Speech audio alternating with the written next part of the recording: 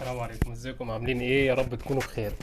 عايز بس اقول لكم على مشكلة ألم حسين الشحات للشيبي.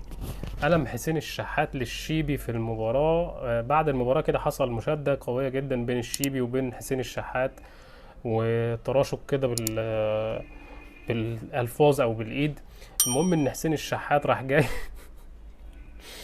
راح مشمع الشيبي القلم كده، اللي هو عشان اخلاقه بقى في مباراة بيراميدز قبل كده لما مرضيش يطلع الكورة وعمل، يعني هو بدأ بالاخلاق الوحشة قبل كده. فحسين الشحات كان مش ظاهر مخزن او متضايق، او ما تعرفش ايه اللي حصل، وشدوا مع بعض. فراح هو كمان راح مديله نتشه واحد كده على على الهادي، راح ماسكه من هنا وراح مشمعه. بعد ما خد القلم شدوا مع بعض كلهم، وده مسك في ده وده مسك في ده، وعرضت لكم الفيديو.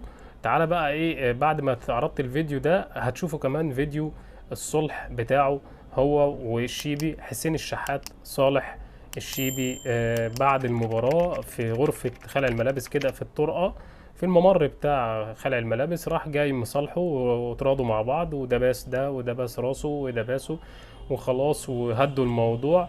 ولكن هو كانت الحركة كده كانت صعبة شوية، ان هو ما تعرفش هو الشيبي عمل ايه، ما ظهرتش. دي اللي ظهر ان حسين الشحات ضربه، لكن اللي قبل كده ما حدش شاف. المهم ان هو يعني كانت حركة جامدة من حسين كده، ان هو ما اعرفش عملها ليه، ولكن واضح ان هو كان مخنوق او في حاجة مخزنها. ونفس الكلام الشيبي، واضح ان هو كان بيستفزه بهدوء او حصل منه حاجة ما حدش عارف. كل ده هيبان، ولكن ده كله مش في الشريط الاساسي في المباراة، عشان اللي هيتكلم عن عقوبات وكده. هتشوف بقى الفترة اللي جاية فيها عقوبات على حسين الشحات ولا لا. بس المهم ان هم بعد المباراة صالحوا، مصر والمغرب، ومغرب مصر، مفيش بقى الكلام اللي هيهيصوا بقى فيه والكلام ده. ده مجرد لاعب ولاعب، فحاولوا ان هم يشدوا مع بعض، والموضوع انتهى على كده. اشوفكم في فيديو جديد.